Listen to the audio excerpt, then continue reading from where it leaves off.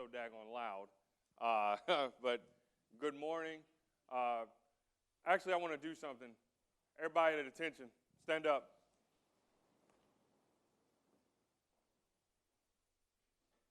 All right, for the whole time, okay, as I speak, you guys are going to stand at attention the whole time.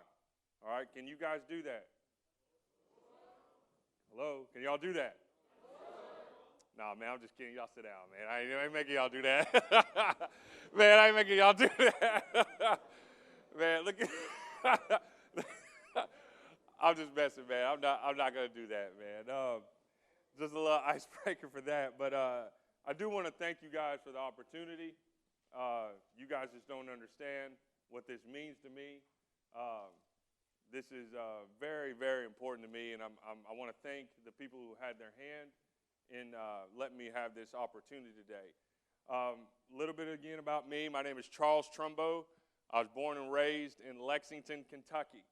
Do we have anybody from Kentucky in here? Anybody? Okay, all right. That's okay. You know the deal. Kentucky is one of the best states in the country. I don't care what anybody says. No, it's not. But that's where I was born and raised.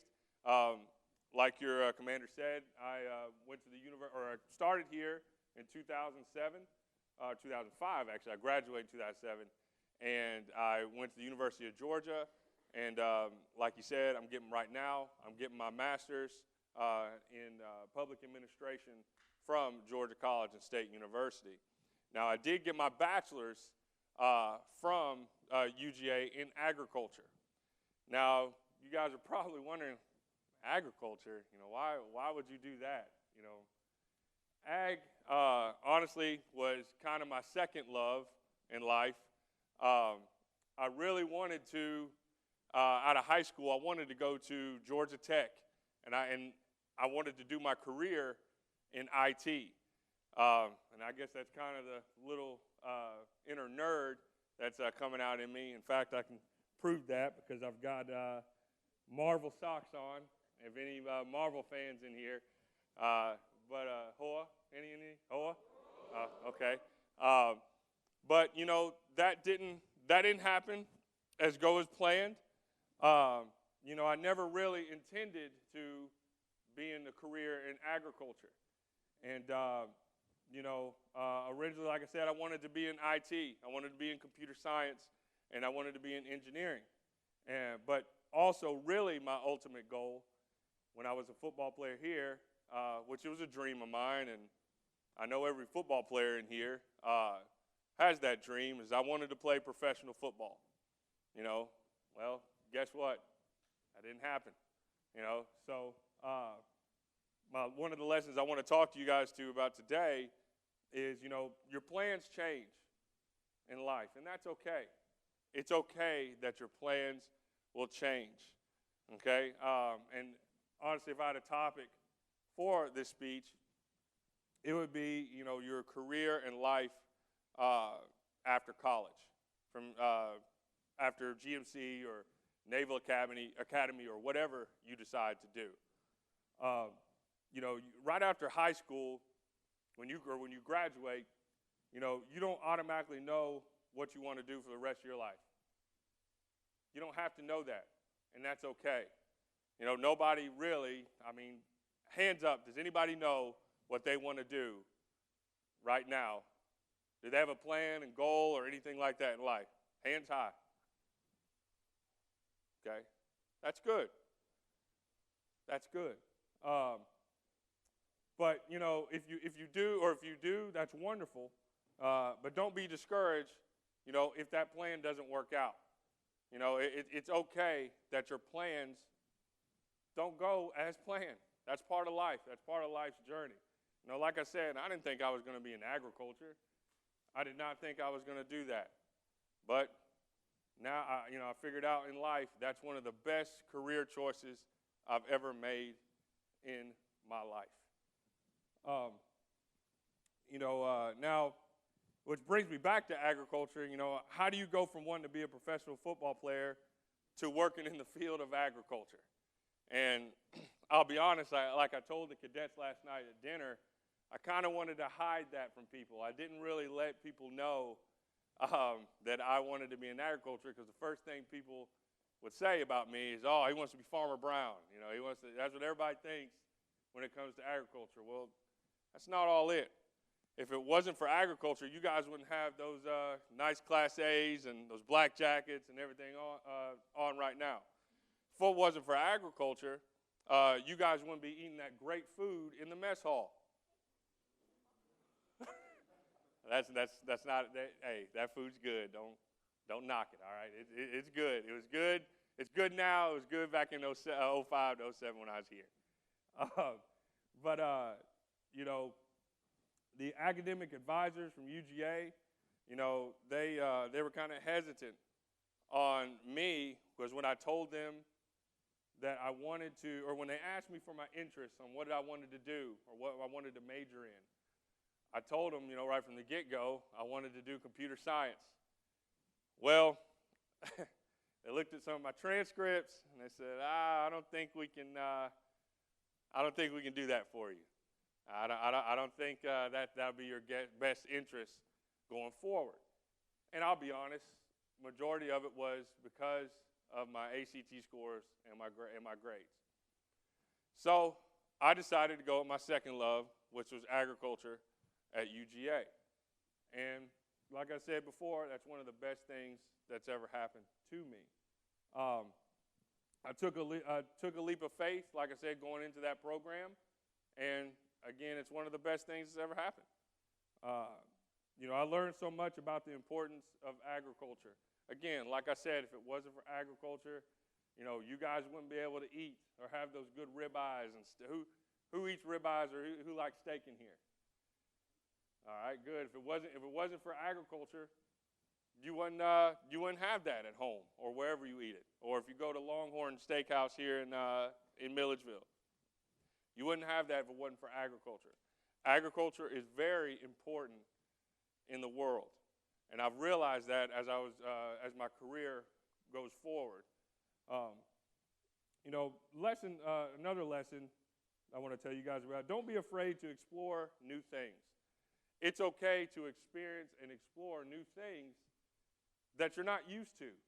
You know, growing up, the only agriculture I had, or only agriculture experience I had pretty much, growing up in Kentucky, was everybody knows that Kentucky's known for horse farms and horses.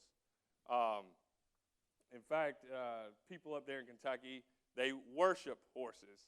In fact, I've just found out that you can go to prison for killing a horse, or you can get in prison, serve more time in prison for killing a horse than a human being. And that is state law, which in Kentucky. So that should tell you right there again how much we love horses. But during the summertime, I would with my uncle, I would just, for a little pocket change, I would go out to Man of War farms, and I would do things like clean horses, give them baths, give them their shots, vaccines, anything my uncle wanted me to do to help him on the farm. And at first I was like, man, this stuff's lame. I'm not really trying to get into this. But it actually kind of grew on me. And again, I tried to hide that from people because, again, I didn't want to be made fun of, about it and everything. But again, it grew on me, and like I said, now I'm in that career right now. There's nothing wrong also with having a mindset and goal on pursuing that goal with 100%. Don't let that stop you from exploring new opportunities or ideas. Like I said, it's okay to explore new ideas. Nothing wrong with that at all. In my agriculture career right now, I worked in a couple of different areas in agriculture. I used to teach middle school and high school agriculture here in Georgia. In fact, I have a middle school student right now in here. If she's in here, where's she at? Stand up. There we go. All the way from Southwest Georgia. I taught her in middle school. And that shows how old it makes me feel old, because I remember when she was in 7th grade and 8th grade, and I taught her in my class. And it's so weird that, it's not weird, but it's pretty cool. And she can tell you about how my class was. Not only did I talk about agriculture, but I talked about life lessons as well. And she could tell you, I'm not trying to brag, but I was one of the best. I was the cool teacher, right? I was that deal down there in Southwest Georgia. What? Okay. Yeah, there we go. And down in 229. But that's one of my stints in agriculture, and now I actually work for the University of Georgia at the Eatonton Beef Research Unit right down the road here. I'm an agricultural specialist, and what I do is I help professors, grad school students, whether it's their masters or their PhDs, I help and facilitate their projects or their thesis projects or experiments. For example, we do experiments such as we put X amount of steers or cows on this type of grass versus this type of grass, and then we take them to the slaughterhouse or the meat lab up at UGA, which I help slaughter. So, yes, I do get to help chop them up, which people are like, man, how do you do that? Especially my wife. She's like, because I tried to invite her to the slaughterhouse or the meat lab. She's like, no, I'm not going up there. I'm not doing that, But I tell her, I say, you don't complain when we go to Outback Steakhouse and you got that sirloin in front of you. How do you think it got there? So, but that's what I do as well. But back to that type of project, like I said, we do things like that, and then we'll check the marbling or check the quality of the meat with this grass versus this grass.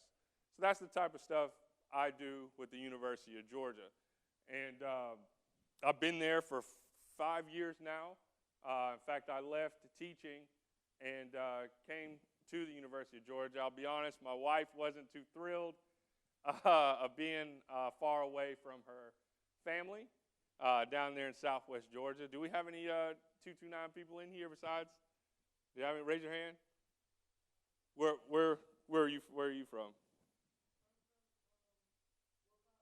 Okay. Oh yeah. Rochelle. Okay. All right. And okay, Rochelle. All right. Anybody else? Besides Camilla up there in Mitchell County. Besides that. Oh, where? Oh, okay. Okay, Valdosta. Okay. All right. Yeah. So my wife, she wasn't like I said, she wasn't a big fan of being down there. So we relocated up here to her hometown, and my wife now. If anybody goes to the president's office, to General Caldwell's office, if you look to the left, that's my wife. She looks like Lilo from Lilo and Stitch. I'm just kidding. She's Polynesian. She's Samoan. She's the same ethnicity as Dwayne Johnson. She also went to GMC here, and she went to UGA with me, and she also got her master's from LSU. So this place right here carries a lot of weight in our hearts. But like I said, that's what I do with the University of Georgia right now. And like I said, I'm working on my master's, and my actually dream goals, or what I would love to do, which I see Coach Manchester is back there, and I want to go to his alma mater, which is the University of Kentucky, after my master's, and I want to get my PhD in higher administration education. So one day I could be a professor, or one day I could be an academic affairs dean, or a student affairs dean, or a dean of students. Those are my true goals. But just like everything else, you got to work at it. Got to work. Can't give up. Yes, it's going to be hard, but that's life, okay? You just got to persevere. Keep going, all right? Now, another lesson, never become complacent in your career, okay? Whatever you decide to choose, never be complacent. Always strive to be the best in your field or whatever you decide to do or pursue. Commit to being a lifelong learner. I learn new things about agriculture every day. I mean, it's crazy, but, now we've got tractors and stuff that run themselves, that use GPS technology that I did not even know about. In fact, we're actually getting some of those tractors on the farm, and I'm really geeked up and excited about that because I can actually just sit in the tractor, like they said, and just watch Netflix as the tractor's doing its job. So just, you learn, whatever your career is, keep learning. Keep learning and keep chipping away at your field on what you decide to pursue, because there's always something new to learn. And then your supervisor or your leadership, when they also notice that you're learning new things, that helps you out. That really helps you out, especially in trying to move up, because they'll see that, and so especially me, if I see that you're the willingness to learn, then I know that person right there, they want to move to the top, just like me. And that nobody wants to be at the bottom. Everybody wants to be at the top. Strive for success. Strive for the best.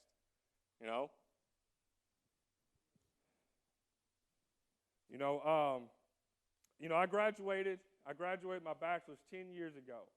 I'm still realizing, or I'm just now starting to realize my passion and what I feel to call to do, and that's because, number one, my life's plan changed several times, and that's okay.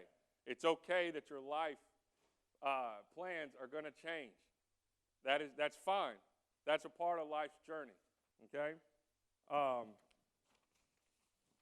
And lesson two, I wasn't afraid to be open to new experiences and opportunities, which led me down a path I never expected and brought me to my passion with agriculture and working with students.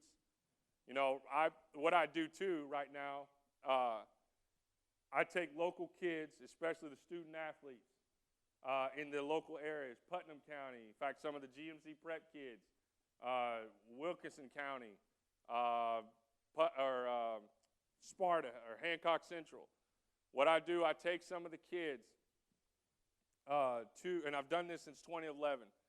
I've taken kids to college campuses, big-time college campuses, especially UGA, my alma mater. But what I do, I take the student athletes to these games or these big-time atmosphere games because I want to show them that there's more to life than just little old Milledgeville, little old Sparta, little old Camilla. There's more to life than those places. And what I try to do, I take them to these games so I can put a little spark in their hearts about school and just show that education is key and education will help you in your life journey. And I do that because, again, I just want to show them that, like I said, that education is key and it helps you out in your journey. I don't care if it's little old Central Georgia Tech. I don't care if it's Georgia Tech. I don't care if it's University of Tennessee. I just want to put that spark in them to let them know that, hey, you can be here. You can, especially somebody like me. I wasn't the best student coming out of high school. I wasn't the best. Coach Manchester can attest to that when he saw my transcripts. But again, I just want to show these kids, hey, if I can do it, you can do it. And so I kind of do a little pay it forward deal with that. And, I just pre-COVID, I took some kids to Clemson. I took some kids to Florida, or University of Florida. I took some kids to Georgia twice, and I took some kids to Alabama. And like I said, I just do that to kind of pay it forward. Because, somebody helped me to get to where I am today. And like I said, I just want to pay it forward and do the same thing for local kids. So, take advantage of these lessons learned. You guys have the motto, character above all and duty, honor, country. There's one other motto that, I guess it's new, but, you start here, go anywhere. That's the truth. I started here, like I said, back in 2005. Did not know what I was getting myself into. This kid from Kentucky came all the way down here, and I was not used to what was coming ahead. But it's one of the best decisions I ever made in my life. I have friendships and relationships that I have for life. I still talk to my cadet buddies and my battle buddies. I still talk to them today. I still talk to my teammates. One example, Jairus Wynn, who played here, went on and played at Georgia, won a Super Bowl with the Green Bay Packers. He told me just the other day, he said, you know what, Trumbo, I really realize now, if it wasn't for Georgia Military College, I wouldn't be where I am today. And that's true. Y'all might not think of it now. Y'all might think this is punishment or this is whack or whatever being here. But trust me, 10 years or 15 years from now, you're going to think different. And I trust me, when I mean or what I'm about to say, I mean that with all my heart. But if I came, and I told Baggett and all them last night, if I came into millions and millions of dollars, majority of it would go here. I promise you. Now, y'all probably looking at me like, no, I wouldn't do that. But trust me, I would. I would say, General Caldwell, what do you need? Coach Manchester, what do you need? Colonel Clayton, what do you need? Because if it wasn't for this place, I would not be where I am today. I wouldn't be successful. Yes, there was tough love. Yes, there was tough times, especially bull ring, which I tell y'all what, bull ring here now is soft. It's soft. In fact, General Caldwell, I remember one time he asked me at the golf tournament. He asked me, he said, you know, Trumbo, if you ask me, tell me about, you know, your days back at GMC, you know. And I said, what? Well, General Caldwell, you want to know the truth? You want me to sugarcoat it? He said, no, give it to me straight. I said, okay. I told him, I said, man, hey, that bull ring, it's soft. You know, and I was telling the cadets last night, which we had a thing called bar patrol back when I was here, and what that was is we had to carry a 45-pound bar over our head for an hour straight, and I'll never forget. And Jackie Lee, which I see her up there, and Chief, I thought I saw him in there, but one of the cadets asked me last night, "What's the most hours you've ever gotten here?" I said, "Well, the most I ever got was 15." I wasn't like the veterans that had over 100 and 150, which, like I said, Coach Manchester can attest to that. Some of the people that got those hours, yes, they were football players or they were teammates of mine. Well, I only got all my hours down to 2, and Coach Tatum, he's no longer here, but before practice, he noticed I only had 2 hours. Well, he said, "Trumbo, you come in here and you get you some of this bar patrol." I was like, "Coach, I don't want to do that. You know, I don't want to do that." He said, "No, you get you some. You know, you ain't never had this. You get you some." So I'm out there with a 45-pound bar in my hand, and 20 minutes in, I'm starting to shake and struggle. And I was like, "Man, I don't know if I can do this." Well, Coach Tatum says, "I tell y'all what," and when I'm out there with cadets too, I'm out there with cadets, Iraqi veterans, I'm out there with my teammates. Coach Tatum says, "I tell y'all what, if Trumbo drops his bar below his knees, not only are we going to continue to do this, but everybody out here doesn't get any credit." Well, it's not fun when you have 6'8", 320-pound guy by the name of Pedro Bennett who tells me, "Trumbo, you drop that bar and it's going to be me and you in the barracks." Well, I'm scared to death. And I'll tell you about this guy. This guy was so agile and big. In fact, he'd have to duck to go through that door. This guy was so good at football and so agile and athletic. I'll never forget the Dallas Cowboys and the Philadelphia Eagles scouts were coming to look at him at a junior college. That's unheard of. That is unheard of. That's how good this guy was. Now, I'll be honest, Pedro was also on a second chance program here.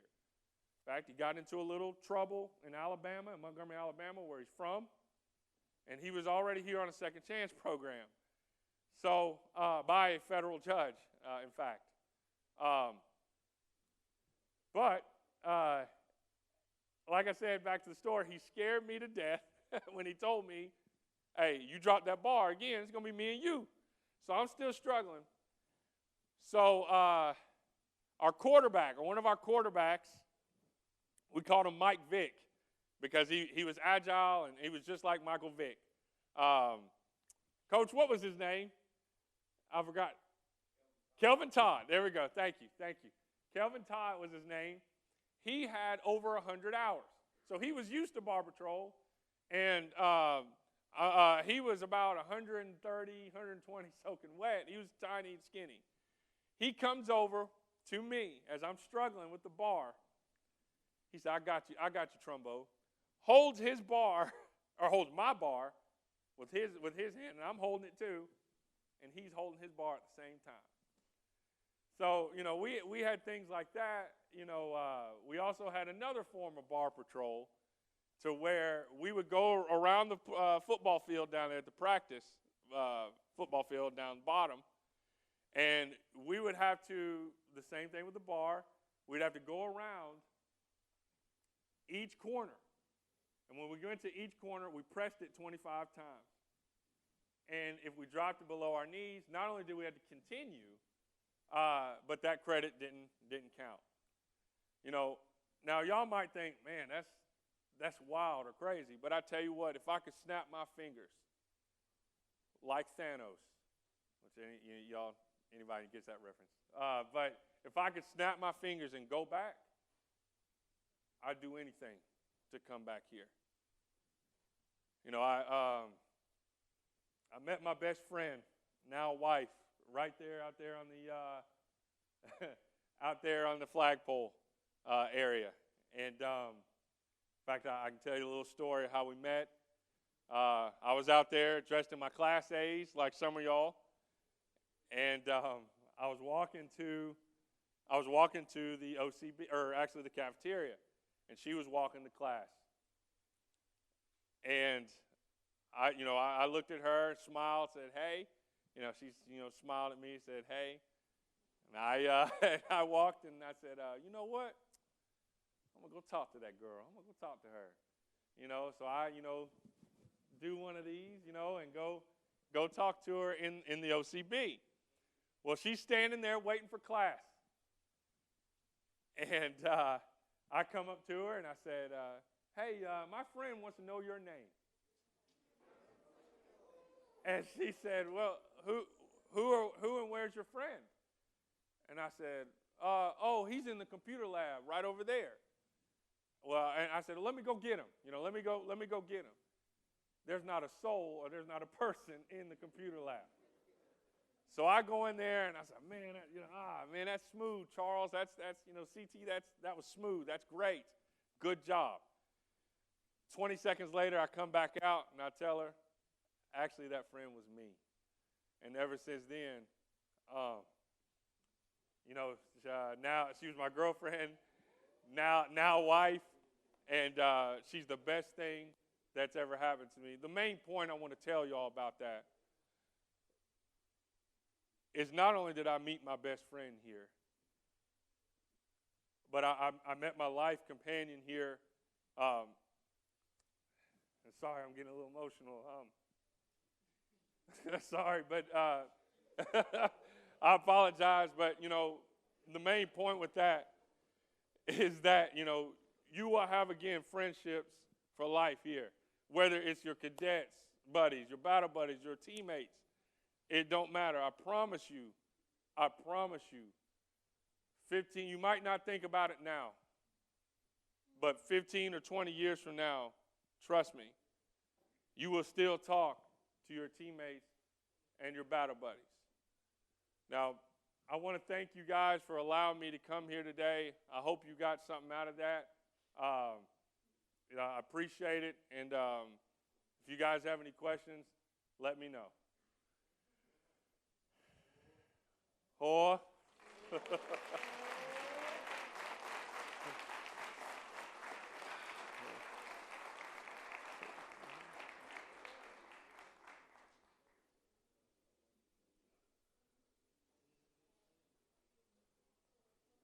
if you have any questions, like I said, the mic. Oh, okay.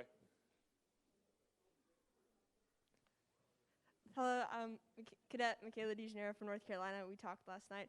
You told me you'd tell everybody the story about why you got 15 hours of bull ring, and you didn't tell them.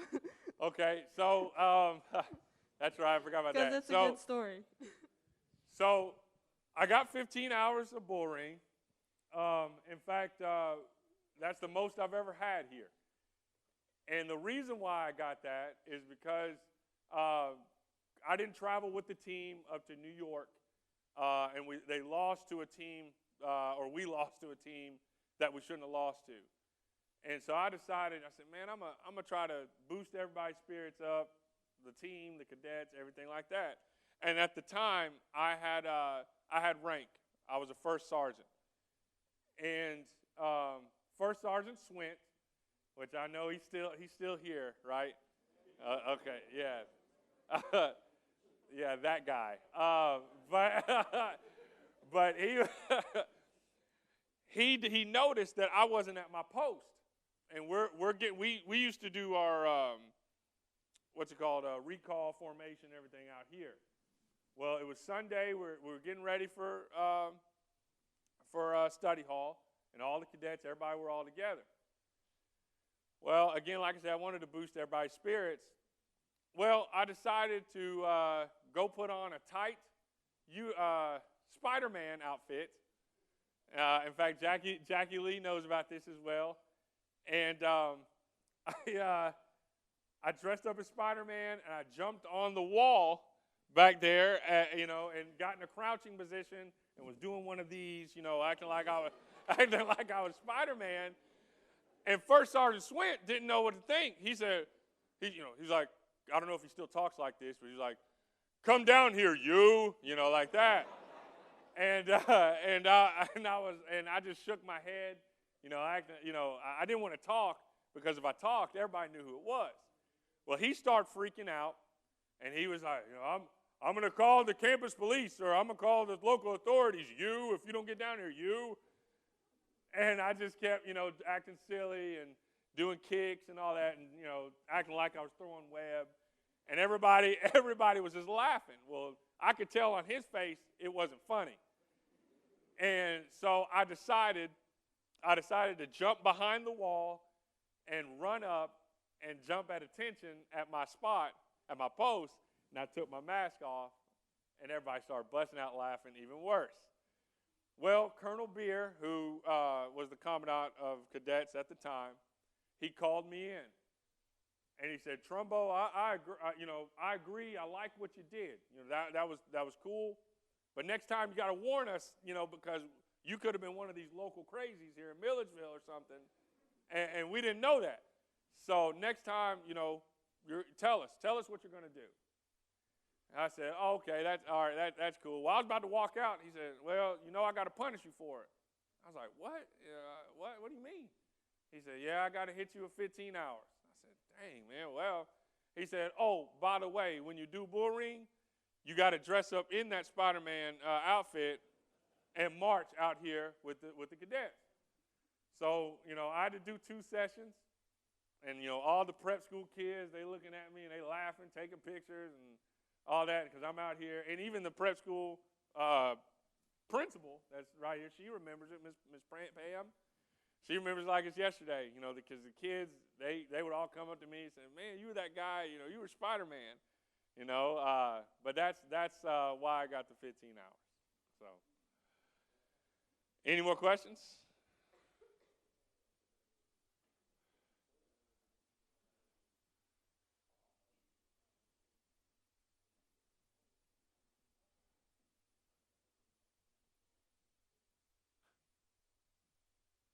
Oh, got one. Okay. You got to get the mic. My name's Cadet Lacey. Back then, the Sergeant Swin always say 50 is the norm, boy. Yeah. Yes, and he did. We did cadence, which that's one thing we loved. I was telling the cadets last night. He did say those type of phrases, and then also we did something called the brick boogie or something like that with his bull ring boogie. That's it. Yeah, that's it. Not the brick boogie, but bull ring boogie. And honestly, we look forward. We look forward to First Sergeant Swint when we had bull ring. We enjoyed it with him because he made it fun. You know, even though it was punishment, he made it fun. We sang the cadences, and you know, us football players, like, we enjoyed it. Now we had Sergeant Major Hill, God rest his soul, but we had him. We hated bull ring with him. He made things hard for us. And he was in charge of the cadets as well during the day. But First Sergeant Swint, man, yeah, I'll like I said, if I could snap my fingers and go back in time, you know, if I could do that, I would, because of those times. So. Now I will say one thing too. You guys have it made, and Coach Manchester can attest to this. With the barracks or the living quarters, what we had buildings that were called Main Barracks and Vincent Hall, and those buildings were made in the 20s and 30s, and they were just updated with electricity.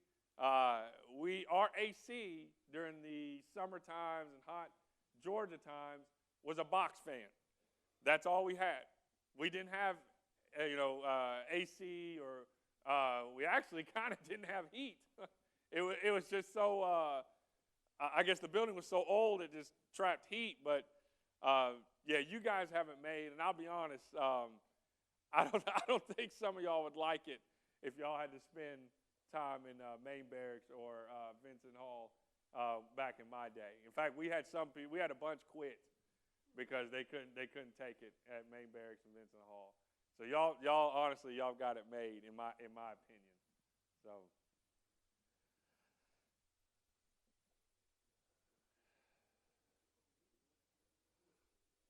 Gaskin. The mask on the how you doing? What's up? They want to know what position you played and was you good? Well, honestly, was I good? Yeah. No. I'll be honest. I was a walk-on, and I was a DB. I don't look like it now. What? In fact, Coach Manchester makes fun of me every Like time he sees me because he says, "Man, you could play lineman or linebacker right now because you gained so much weight." And but that's what I played, was defensive back, cornerback. In fact, Coach Manchester was my coach. So, and I was a preferred, or I was a walk-on pretty much. So. Oh no, that's it. Okay, all right, Gaskin.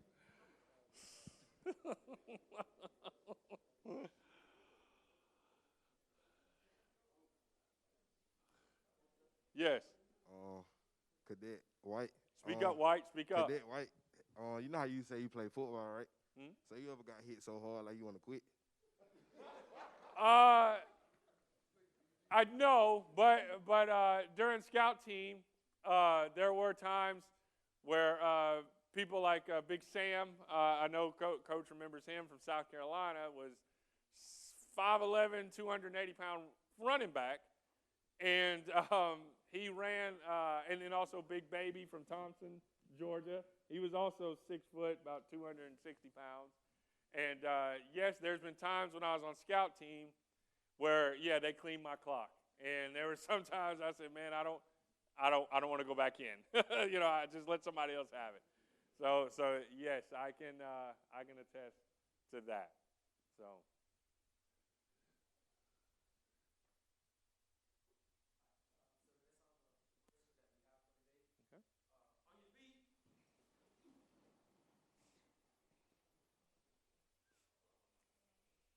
Sir, on behalf of Georgia Military College, 142nd Corps Cadets, I would like to present you with the Commandant Coin. And again, sir, I say thank you for coming out to speak with us. Thank you so much. Thank you.